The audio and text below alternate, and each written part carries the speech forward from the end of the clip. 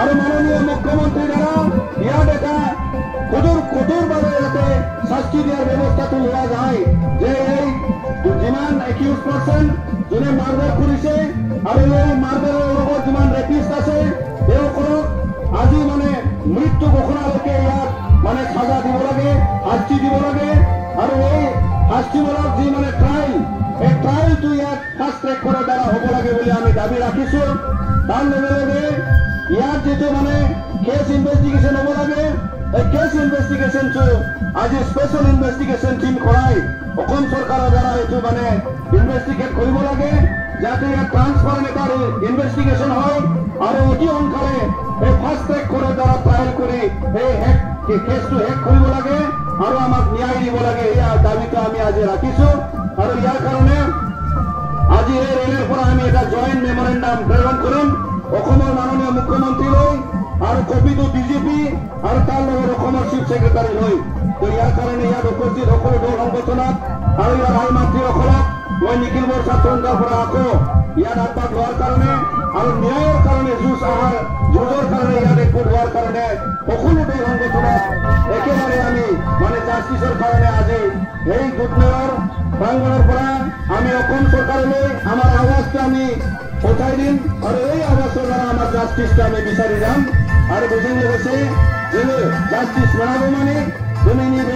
প্রায় তিনি বেক্ষণ মঞ্চে আওয়াজ করবেন আর বিনি থাকেন দিলে তেমন বইব তাহলে আমাকে বড়াই নাই আর এই কংগ্রেসের বিরুদ্ধে সৈন্য সুযোগ পায় কি বলছেন?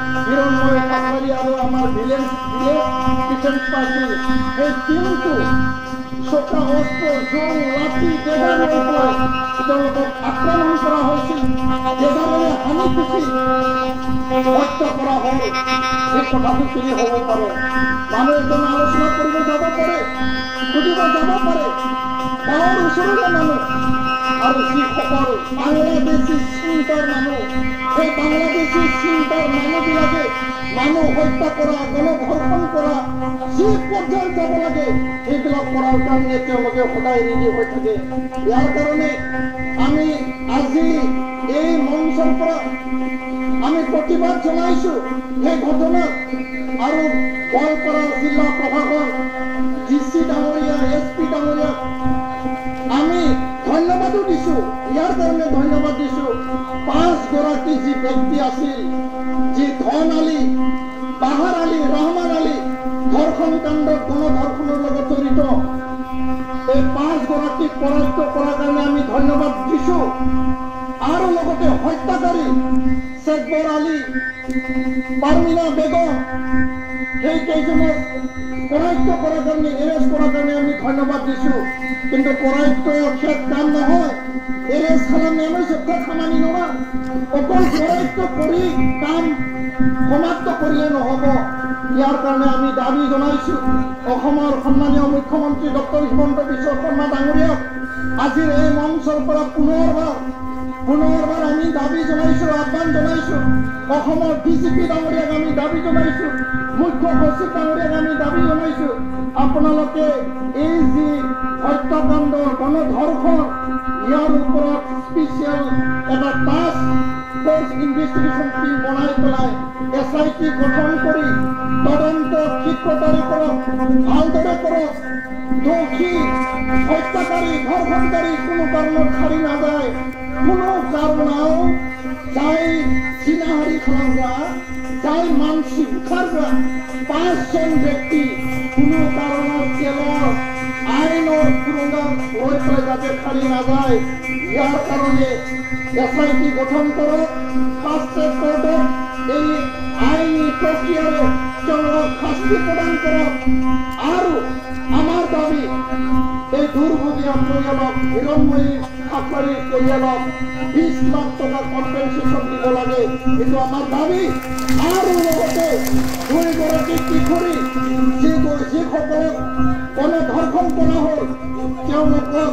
5 লাখ টকাকে আৰ্থিক সাহায্য দিব লাগে বুলি আমি দাবী জনাইছো নাবালিকা এই কিশোৰীসকলক যিসকলে গণধৰ্ষণ কৰিছে পক্সো আইনৰ যোগেদি তেওঁলোকক যি শাস্তি সেই শাস্তি ফাঁচীৰ বাদে অন্য শাস্তি আমি মানি লোৱা নহ'ব অকল শাস্তি তেওঁলোকক শেষ শাস্তি হ'ব আৰু ইয়াৰ কাৰণে অসম চৰকাৰক আমি দাবী জনাইছো এই ঘটনা হোৱাৰ পিছত 3 তাৰিখ 5 তাৰিখৰ ঘটনাৰ পিছত হস্পিটেলত যেতিয়া হিৰণময়ী খাকবাৰীৰ মৃত্যু হ'ল ইয়াৰ পিছত যোৱা 19 তাৰিখে খবৰ পাই পেলাই সন্ধিয়া সময়ত 7 বজাত হিৰণময়ী খাকবাৰীৰ ঘৰত উপস্থিত হৈছো আজি যি বৰষুণ দিছে সেই বৰষুণতকৈ সেইদিনা বৰষুণ এনেকুৱা ধাৰাসাৰ বৰষুণ আছিল না আমি গাড়ী ভালকে চলাব পাৰো না ঘৰত ভালকে যাব পাৰো গোটেই পানী আৰু বৰষুণেদি গোৱালপাৰা এই মানে গাৰো পাহাৰৰ অঞ্চল ভৰি পৰিছিল তথাপি আমি তেখেতসকলৰ ঘৰত গৈছো সাংবাদিক বন্ধুসকলে আমাক সহায় কৰিছে তেওঁলোকৰ ঘৰত আমাৰ লগত গৈছে ঘৰৰ পৰিয়ালৰ লগত আমি আলোচনা কৰিছো আমাৰ কেন্দ্ৰীয় কমিটিৰ আৰচুৰ সভাপতি সাধাৰণ সম্পাদক তেওঁলোকে আমাৰ লগত আছিল আৰু আমি আলোচনা কৰি মিডিয়াত আমাৰ দাবী আমাৰ প্ৰতিবাদ আৰু দোষী ধৰ্ষণকাৰী হত্যাকাৰী শাস্তি পাব লাগে অসম চৰকাৰক দাবী জনাই যেতিয়া মিডিয়াত প্ৰকাশ হ'ল গোটেই অসমৰ পৰা আৱাজ আহিল যে গোৱালপাৰা এই গাঁৱত যি ঘটনা হৈছিল ইয়াৰ ন্যায় অসমবাসীয়ে চিৰিবলৈ আৰম্ভ কৰিলে আৰু ইয়াৰ কাৰণে সেই দিনাখন যদি আমি নাহিলেহেঁতেন আমাৰ ৰাইজ আমাৰ দলসংগঠন সজাগ নহ'লেহেঁতেন আমি সাৰ মাৰ আইন খেলিলেহেঁতেন গৰম হ'লেহেঁতেন কিন্তু সঠিক সময়ত আমি সঠিক পদক্ষেপ লৈছোঁ আৰু ইয়াৰ পিছত যোৱা 22 তাৰিখে গোটেই অসমৰ জিলাবিলাকত আমি মানে প্ৰতিবাদী ৰেলী কৰি পেলাই জিলা উপায়ুক্তৰ যোগেদি মুখ্যমন্ত্ৰী ডাঙৰীয়াক স্মাৰক পত্ৰ প্ৰদান কৰিছোঁ যে প্ৰটেষ্ট ৰেলী খালামনাनै মেম'ৰেণ্ডাম সাপোৰ্ট খালামदों आरो बिनि उनाव गासै आसाम नाङैनो दिनै सिरि मोनजोब्बाय आरो यार কাৰণে আমি দাবী জনাইছো আজি এই মঞ্চৰ পৰা মই সেইদিনাখন অহাৰ পিছত আমি সেইদিনাখন অহাৰ পিছত প্ৰমোদৰ ডাঙৰীয়াক আমি আহ্বান জনাইছিলো যে আপুনি যিহেতু তেওঁ অসমত নাছিল বুলি আমাক জনাইছে তো আপোনাৰ চৰকাৰৰ পৰা বিটিআৰৰ পৰা কোনোবা নহয় কোনোবা প্ৰতিনিধি ইয়াত পঠাওক আৰু খা খবৰ লওক ঘটনাৰ দুখীয়া পৰিয়ালৰ খবৰ লওক তেওঁ এজন MLA আৰু এজন EMক ইয়ালৈ পঠাইছে মই মুখ্যমন্ত্ৰী ডাঙৰীয়াকো খবৰ পঠাইছোঁ জনাইছোঁ বিভিন্ন মিডিয়াৰ যোগেদি যে আপোনালোকে ইয়াৰ উচিত বিচাৰ আৰু তদন্ত লওক আৰু মুখ্যমন্ত্ৰী ডাঙৰীয়াক কিয় এটা পদক্ষেপ ল'ব লাগে বুলি আমি আহ্বান জনাইছোঁ আৰু তেওঁ এই সন্দৰ্ভত একশ্যন লোৱা হ'ব বুলি ভায়া মিডিয়া আমাক জনোৱা হৈছিল কিন্তু আজিলৈকে অসম চৰকাৰৰ তৰফৰ পৰা DGP ডাঙৰীয়া মুখ্য কৰিছিল অসমৰ কোনো মন্ত্ৰীয়ে এই ঘটনাৰ ওপৰত মিডিয়াত ষ্টেটমেণ্ট দিয়া নাই আমি দুখ পাইছোঁ আমি ক্ষোভেৰে আজি প্ৰকাশ কৰিছোঁ যে মিডিয়াসকলে গুৱাহাটী থাকক অসমৰ বিভিন্ন প্ৰান্তত থাকক দুধনৈ হত্যাকাণ্ড দুধনৈ কোনো ধৰ্ষণ কাণ্ডৰ এই যি ঘটনাৰ ওপৰত অসমৰ মন্ত্ৰী অসমৰ DGP আৰক্ষী প্ৰশাসনে কি ষ্টেটমেণ্ট দিয়ে ইয়াৰ ওপৰত মিডিয়াই প্ৰশ্ন কৰিব লাগে বুলি মই আজি আহ্বান জনাইছোঁ কাৰণ আমাক উত্তৰ লাগে আমাক ন্যায় লাগে আৰু এনেকুৱা ঘটনা যাতে পুনৰাবৃত্তি নহয় আমাৰ পৰিয়ালৰ যিকোনো ব্যক্তি ভালকে যাব আৰু ভালকে ঘূৰি আহিব ইয়াত কাৰোবাক ধৰ্ষণ কৰা কাৰোবাক হত্যা কৰা কাকো আইনে নিজৰ হাতত আইন তুলি ল'বৰ কাৰণে তাকো এনেকুৱা অধিকাৰ দিয়া নাই আৰু সংবিধানে আমাক সকলোকে জীয়াই থকাৰ অধিকাৰ দিছে তো ইয়াৰ কাৰণে মই আজি শেষবাৰৰ কাৰণে এই কথা আহ্বান জনাইছোঁ আমি চাম বহা 10 দিনলৈকে চাম আজি পবিত্ৰ আৰ্য শ্ৰাদ্ধ আছে আমি ইয়ালৈকে যাম আৰু অহা 10 দিনত অসম চৰকাৰে কোনো SIT কোনো ফাষ্ট ট্ৰেক কোনো কম্পেনচেশ্যন চৰকাৰৰ তৰফৰ পৰা যদি কোনো পদক্ষেপ নলয় এই দুধনৈ গোৱালপাৰাটো প্ৰতিবাদ হ'বই হ'ব গোটেই অসমত আমি অবিৰত গণতান্ত্ৰিক শান্তিপূৰ্ণ আন্দোলন আমি হাংগাৰ ষ্ট্ৰাইক কৰিবলৈ আমি বাধ্য হ'ম যেতিয়ালৈকে ন্যায় নাপায় সেই কথাটো আমি আজি প্ৰকাশ কৰিছোঁ তো মই দীঘলীয়া ক'ব বিচৰা নাই আমি দৃঢ় বিশ্বাসী এই চৰকাৰ খিলঞ্জীয়াৰ চৰকাৰ এই চৰকাৰ ভূমিপুত্ৰ জনজাতিসকলৰ চৰকাৰ আৰু চৰকাৰখনে নিজে কৈ এই কথা আমাক আগৰ পৰা কৈ আহিছে অসমবাসীক কৈ আহিছে খিলঞ্জীয়াৰ চৰকাৰ জনজাতি ভূমিপুত্ৰসকলৰ চৰকাৰ অসমৰ বাসিন্দাৰ চৰকাৰ বুলি আৰু আমি দৃঢ় বিশ্বাসী চৰকাৰে যোৱাকালি শুনা নাছিল পৰহি শুনা নাছিল সেইদিনালৈকে তেওঁলোকে সজাগ হোৱা নাছিল আজিৰ পিছত চৰকাৰ নিশ্চয় সক্ৰিয় হ'ব পদক্ষেপ ল'ব আমি দৃঢ় বিশ্বাসী আৰু যদি সক্ৰিয় নহয় উত্তৰ যদি নাপায় একশ্যন যদি নাপায় একশ্যন যদি নহয় আমাৰ প্ৰতিবাদ আমাৰ আন্দোলন আমি চলাই লৈ যাম এই কথাটো মই প্ৰকাশ কৰিলোঁ আৰু 10 দিনৰ পিছত আমাৰ পুনৰ আন্দোলন আৰম্ভ হ'ব যেতিয়ালৈকে দোষী হত্যাকাৰী আৰু ধৰ্ষণকাৰী শাস্তি নাপায় ফাঁচি নহয় তেতিয়ালৈকে আমাৰ আন্দোলন চলিব এইখিনি কথাকে কৈ আমি একত্ৰিতভাৱে जोङो खौसेयै गसंथानानै थानांगोन जोंनि रायजो राजा नोंथांमोनाबो गवालपारा ओनसोलाव बा नोङो साउथ कामरुपाव आसामाव रायजो जानाय बर' फिसाफोरा जेब्लाबो सांग्रां जानांगोन दुर्बल जानानै शक्तिहीन जानानै रायजो जाबा जानाय नङा एसे खबर थानांगौ गावनि गथ' गथायनि फारसेबो खबर थानांगौ मा खालामदों बहा थांदों मा जादों मा लोंदों सोरजों बेरायदों दुखिया गरिब गुन्द्रा होननानै जोङो गावखौ हगारसारनायनि बाथ्रा गैया साफा साफा सुबुङा जोंनि न'खरनि सम्पद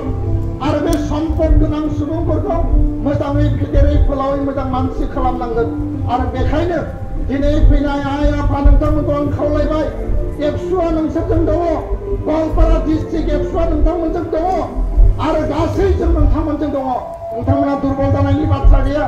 गामियाव मेल मिटिं खालाम गामियाव सावराय गामियारि जेंना दङ समाजारि जेंना दङ खौसेयै थानांगोन धोरोमारि आफादफोर दङ भारत दल दङ साहित्य सभा दङ आबोद दङ जों मोजाङै सावरायनानै खौसेयै गसंनानै जेराव जि बर' मानसि थाया मानो 10 जन जा 15 जन जा 12 जन जा बेयाव गार' दङ राभा दङ ट्राइबेल हारिया जों ज' जानानै थानांगोन आरो खौसेयै शक्तिशाली भाबै जों रायजो जानांगोन दुर्बल जानायनि बाथ्रा गैया दुर्बला माखौ बुङो जायफोरा साहस गैया एबसु थानायाव बर' जातिया एक इन्सि एक बिन्दु किनो गोनां गैया आं दिनै डिक्लेयार खालामबाय आंनि बे जोबथा बाथ्रा फैबाय थानाय समाव दिनै न्यायखौ जोङो जि पर्यायसिम लांनांगौ जों लांगोन आरो बयखौबो साबायखर बावनानै সকলোকে পুনৰবাৰ এই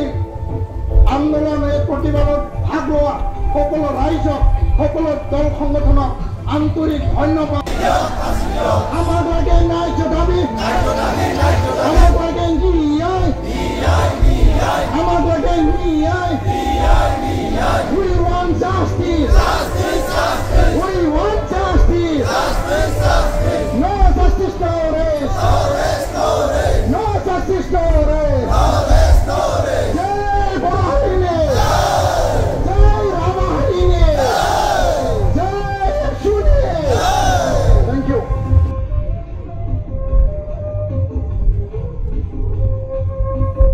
আমার এই যে কেস এই গঠন আর হত্যাকাণ্ড লৈ ইয়াত স্পেচিয়েল ইনভেষ্টিগেশ্যন টিম গঠন কৰিব লাগে আৰু 2 নম্বৰত ইয়াত কঠোৰ শাস্তিমূলক আৰু মানে ইয়াত ফাঁচি দিয়া হত্যাকাৰী আৰু দখলকাৰীক মানে শাস্তি দিব লাগে বুলি আমি ইয়াত দাবী ৰাখিছো